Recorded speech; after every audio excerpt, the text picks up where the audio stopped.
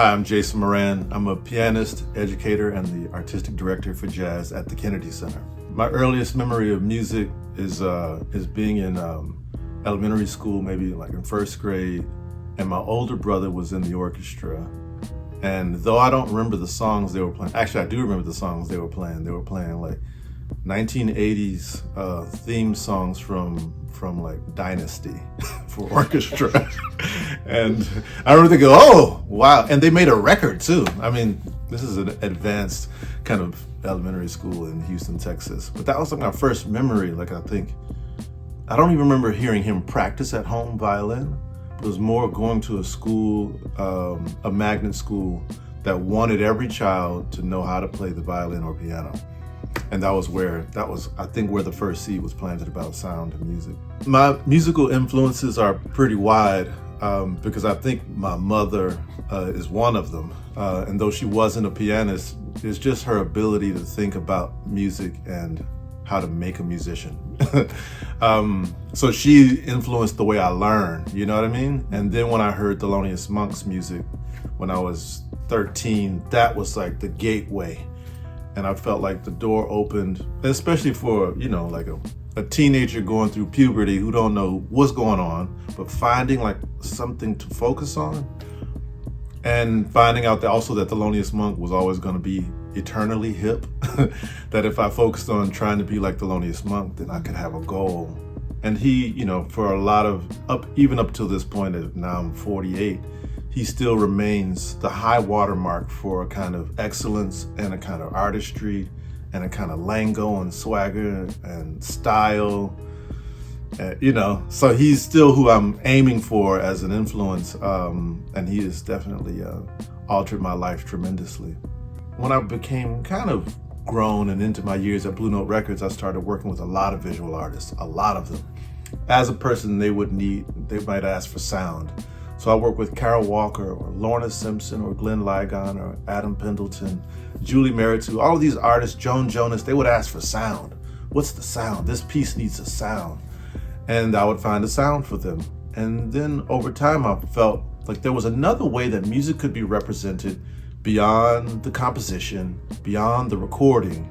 So what was another way to record my interaction with the piano and starting to form this relationship with paper and pigment and action on the piano itself could then start to mark what it felt like if I jabbed at the piano, but this paper was in the way and the paper would record my action.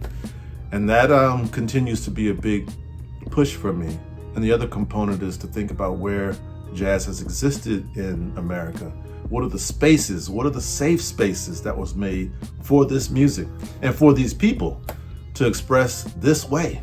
It's not common that this happens. And so I started trying to figure out ways to, how could I preserve the Savoy Ballroom that's no longer there in Harlem? So to make a replica of it or to make a replica of a club from the bebop era in the 1940s.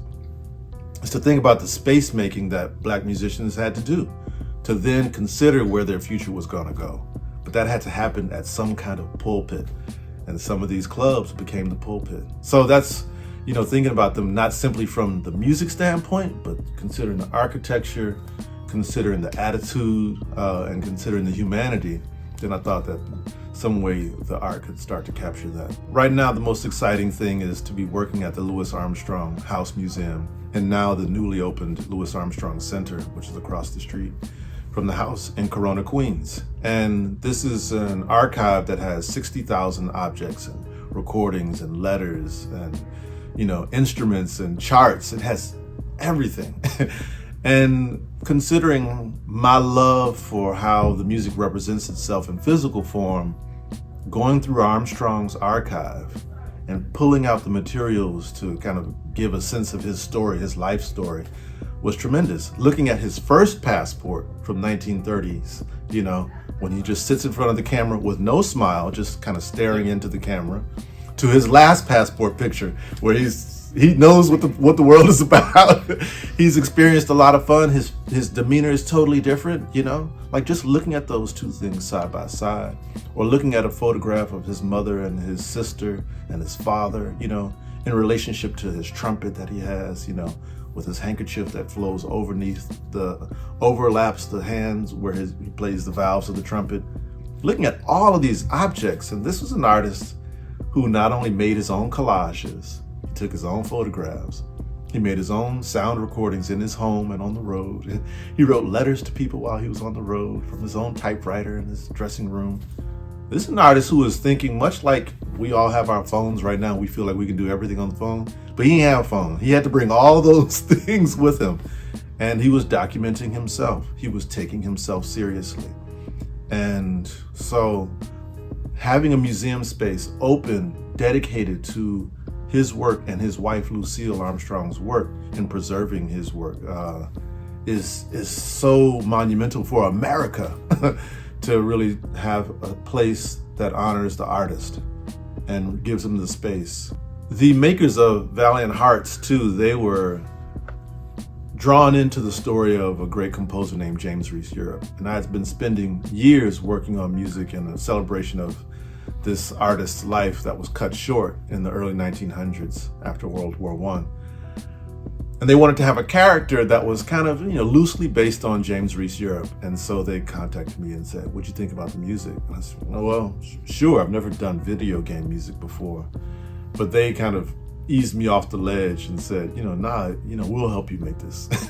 And it was kind of thinking about the way the clarinet works throughout time, writing pieces for the clarinet, writing pieces about the terror of war, that kind of had a sonic sense of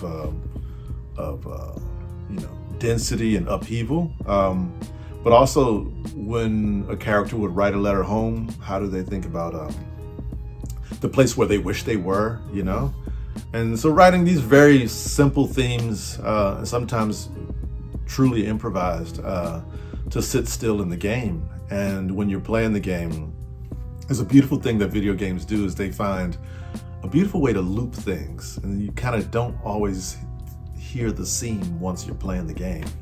And in this game, it does that. But also I felt it was great to also write for a game that wasn't like first person shoot 'em up, I don't have that kind of heart.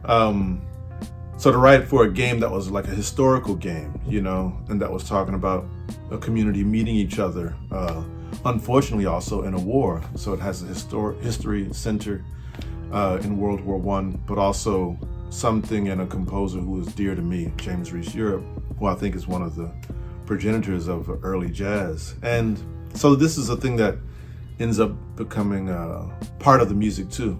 And then since we did this mostly remotely, finding musicians and saying, "Hey, yo, can you play on this?"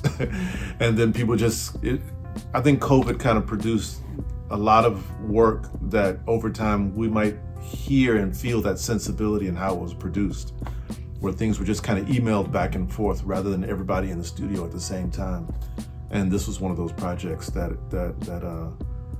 came through that. And the recording that lives now is actually, it was a shock to me that they wanted to make a record of the music. I had never really thought about it like that, but it lives out there now. So I'm glad that people feel like I have a new record out. Oof. I mean, I think up until I had kids, that I had actually fallen in love with my wife, Alicia Hall Moran, who's also a great composer and also part of the BMI team. That was a big thing.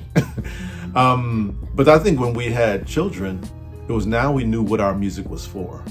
And I think up until that point, I was making music as an artist and I enjoyed that. But now I know that I get to raise my children through music, and the music helps give them a life, pays the bills, buys them clothes, always sending them money on my phone.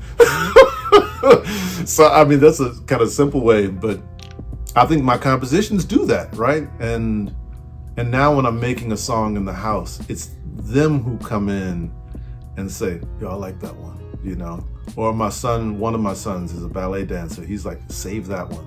Finish that. That's for me so that I can do a solo to it." For me, that's a big accomplishment. That's my biggest accomplishment is raising these kids with Alicia.